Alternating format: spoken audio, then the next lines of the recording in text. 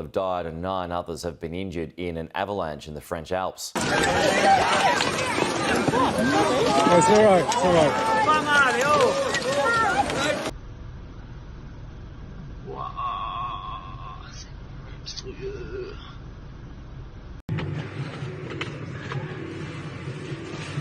8-meter walls of snow on both sides of a road, houses buried so deep you can barely see the rooftops, and an avalanche danger rating that has hit the absolute maximum, 5 out of 5.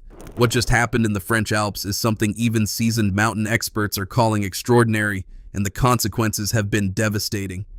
Over the span of just a few days in mid-February, the western French Alps were hammered by one of the most intense snowfall events in recent memory. We're talking about the Savoie, Haute-Savoie, Isère, Hautes-Alpes, and Drôme departments, a massive stretch of mountainous terrain that millions of people call home, work in, and visit every winter for skiing and tourism.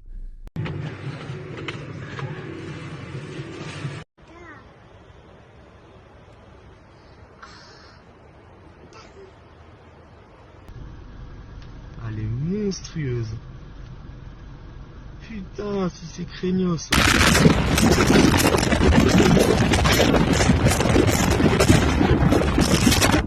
Between February 15th and 17th, the precipitation that fell across this region shattered expectations. Météo-France, the national weather authority, responded by issuing an orange alert covering the entire Alpine region, and what followed over the next several days was a cascading series of emergencies that tested infrastructure, rescue teams, and human resilience to their limits. Now, to understand just how serious this was, let's talk numbers, because the figures coming out of this event are staggering. In the Val d'Arpet area, at an altitude of around 3,000 meters, 115 centimeters of fresh snow was measured. That's more than a meter of new snow in just a couple of days. Dropped down to 1,850 meters, and the fresh snowfall still reached 62 centimeters. The total accumulated snow depth at the summit hit 269 centimeters, nearly 3 meters of snow sitting on the ground.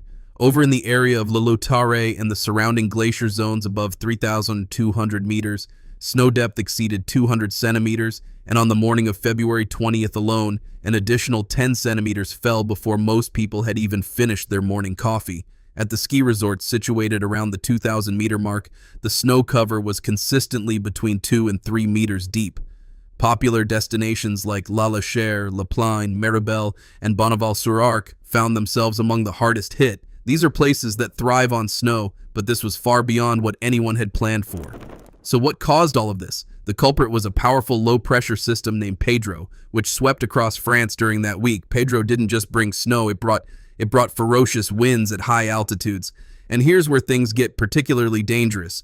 When you combine massive snowfall with strong winds, the snow doesn't just settle evenly across the landscape. Instead, it gets transported and deposited in thick, unstable slabs, especially on north and northwest-facing slopes.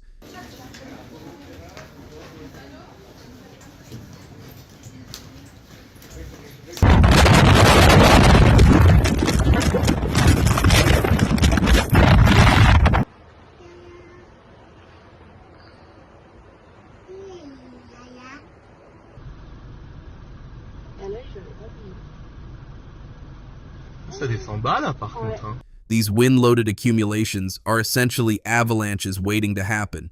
The slightest trigger, a skier, a shift in temperature, even the weight of the snow itself, can send an entire slope cascading downward with terrifying speed and force. The temperatures added another layer of complexity. At higher elevations, readings hovered between -5 and -7 degrees Celsius, which kept the snow light and powdery, beautiful for skiing, but also prone to being moved around by wind. Meanwhile, lower down, the freezing level fluctuated below 1,700 meters, creating a frustrating cycle where surfaces would ice over in the morning, soften during the afternoon, and then refreeze again. This made roads treacherous and unpredictable, even in areas that weren't directly affected by avalanches. Oh, yeah, down now. Is he right? Yeah, down. Oh, literally. Waouh, c'est monstrueux.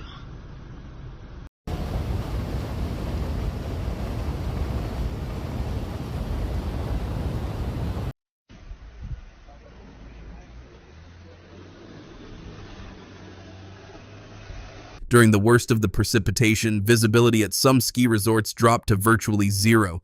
Lift operations were suspended and skiers were told to stay indoors. Nicolas Roux, an expert from Météo-France's Avalanche forecasting coordination team, laid out exactly what the orange alert level meant in practical terms.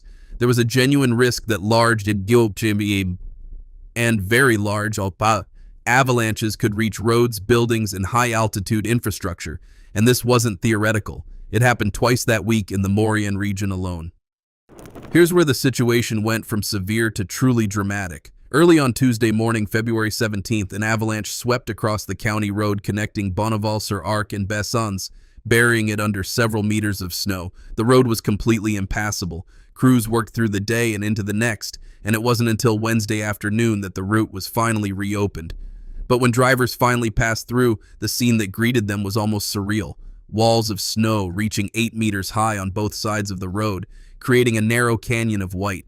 Vehicles threaded their way through this frozen corridor, dwarfed by the sheer volume of snow that had been cleared to either side.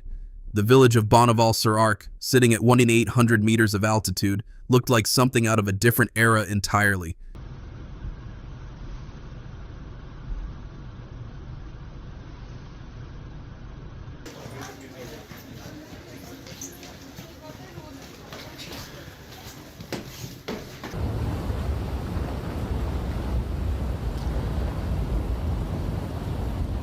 It's gonna hit us.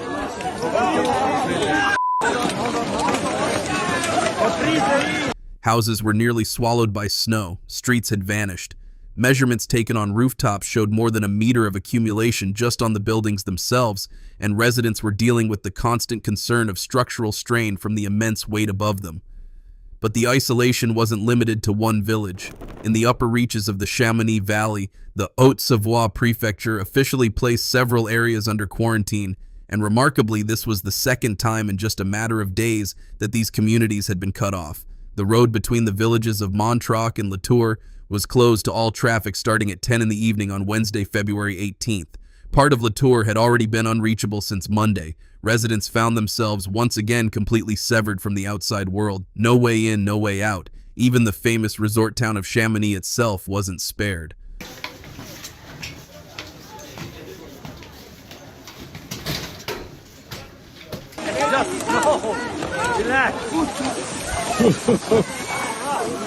Oh my god!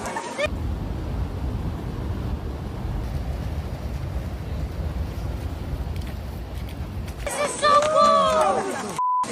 Oh,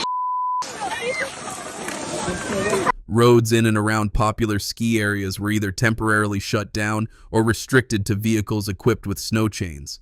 For a region that depends on winter tourism, the disruption was enormous, but the priority had shifted entirely from recreation to safety.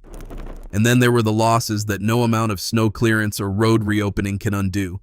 3 people died in avalanches on Tuesday. 3 lives ended in an instant, buried under the very snow that draws millions of visitors to these mountains every year. These deaths were a stark and painful reminder that the mountains, no matter how familiar or well-traveled, operate on their own terms. The Haute-Savoie prefecture issued urgent calls for extreme caution, specifically targeting those engaged in off-piste activities: ski touring, snowshoeing, backcountry exploration. Authorities made a point that resonated deeply. Carrying avalanche safety equipment, transceivers, probes, shovels, is absolutely necessary, but it does not make you safe. It improves your odds of being found, but it does not prevent an avalanche from happening. The message was blunt and intentional. Choosing to venture into uncontrolled terrain during a level 5 avalanche warning doesn't just put your own life at risk, it puts the lives of every rescue worker who will come looking for you at risk too. Huge! That's insane! mate, imagine coming down that piece now. Oh, it's alright, it's alright. Putain, t'as fait semblant du mon joli là.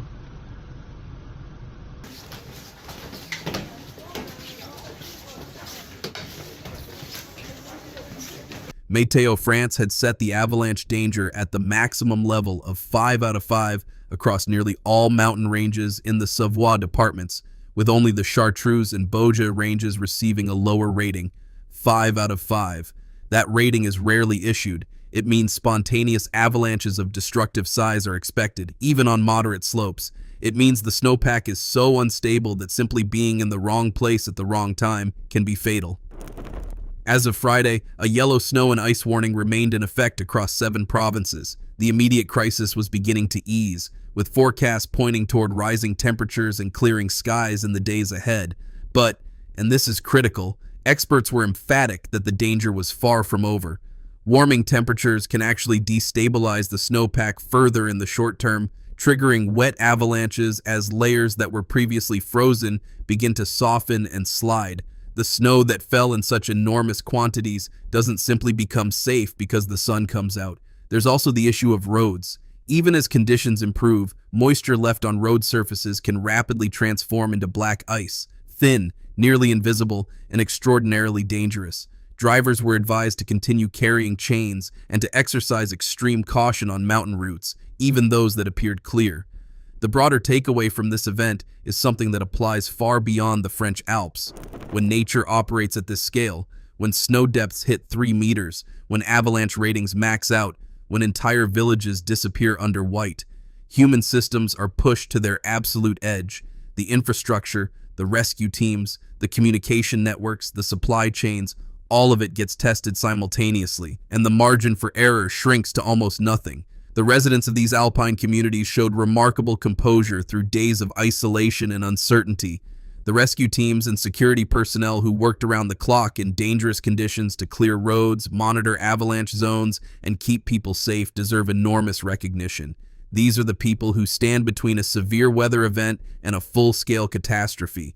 As the coming days bring some relief, the instability buried within that massive snowpack will linger.